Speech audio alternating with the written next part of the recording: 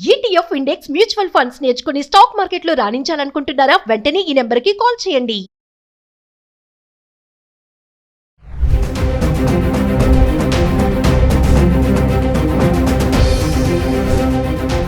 నమస్కారం, నేను మీ అడ్వకేట్ సంగీత.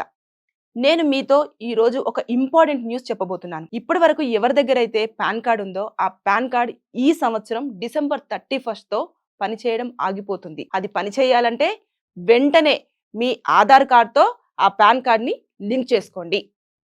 ఎందుకంటే కేంద్ర ప్రభుత్వం సెంట్రల్ బోర్డ్ ఆఫ్ డైరెక్టర్ ట్యాక్సెస్తో కొన్ని నిబంధనలతో ముందుకొచ్చింది.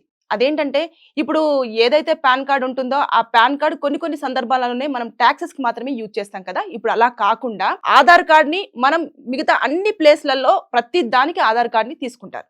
ఇప్పుడు ఏం చేసిందంటే కేంద్ర ప్రభుత్వం కొత్తగా ఈ రెండు లింకప్ పై ఉండాలి. ఉన్న తర్వాత ట్యాక్సెస్ కానివ్వండి, క్రెడిట్ కార్డ్స్ కానివ్వండి, బ్యాంక్ లావాదేవీలు కానివ్వండి, ఏటీఎంస్ కానివ్వండి, అంతేకాకుండా తత్కాల్ టికెట్స్ ఏవైతే ఉంటాయో ట్రైన్లో తత్కాల్ టికెట్స్ బుక్ చేసుకుంటాం కదా, ఆ తత్కాల్ టికెట్స్ కూడా ఖచ్చితంగా ఆధార్ కార్డ్కి పాన్ కార్డ్ లింక్ అయి ఉండాలి అని చెప్పేసి కేంద్ర ప్రభుత్వం ఒక నిబంధనలు పెట్టింది. సో ఎవరైతే ఇప్పటివరకు ఆధార్ కార్డ్ని లింక్ చేసుకోలేదు, ఎందుకంటే ఇది జూలై 1 నుంచే స్టార్ట్ అయిపోయింది, ఇప్పటి వరకు చాలా మందికి తెలియదు కాబట్టి నేను ఈ విషయాన్ని మీతో షేర్ చేస్తున్నాను. మీరు లింక్ చేసుకుంటేనే మీ పాన్ కార్డ్ పనిచేస్తుంది, లేదు అంటే అది డియాక్టివేట్ అయిపోతుంది. మళ్ళీ కొత్త నిబంధనలు ఏవైతే వచ్చాయో దాని ప్రకారంగానే మళ్ళీ అప్లై చేసుకోవడం అనేది జరుగుతుంది.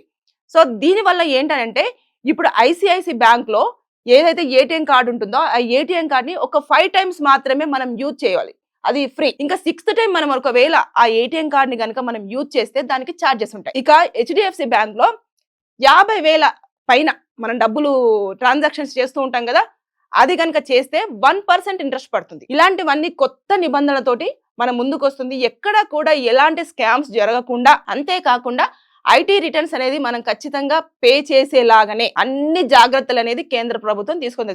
ఇది మొత్తం ఇండియా వైడ్ లో ప్రతి ఒక్కరు కంపల్సరిగా చేయాల్సిన పని.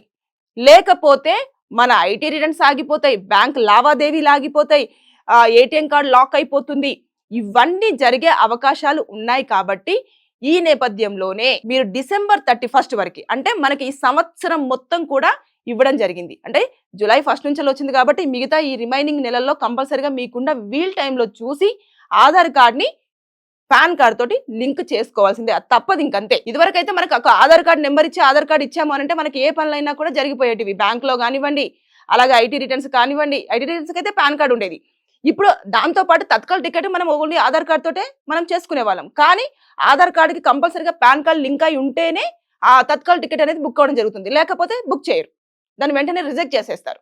సో ఇలాంటి జాగ్రత్తలన్నీ గవర్నమెంట్ తీసుకొని ముందుకెళ్ళేస్తుంది. కాబట్టి మనం కూడా ఏవైతే నిబంధనలతో మనకు సూచిస్తున్నారో దాని ప్రకారంగానే మనం అప్లై చేసుకోవాలి, చేసుకొని దాంతో ముందుకెళ్ళాలి, లేకపోతే మనం నష్టపోయే అవకాశం ఉంది. కొత్తగా ఎవరైతే అప్లై చేసుకుంటారో వాళ్ళందరూ కూడా కంపల్సరిగా ఆధార్ కార్డ్ని లింక్ చేయాల్సిందే. ఆధార్ కార్డ్ నెంబర్ చెప్పేసిన తర్వాతనే మీకు పాన్ కార్డు.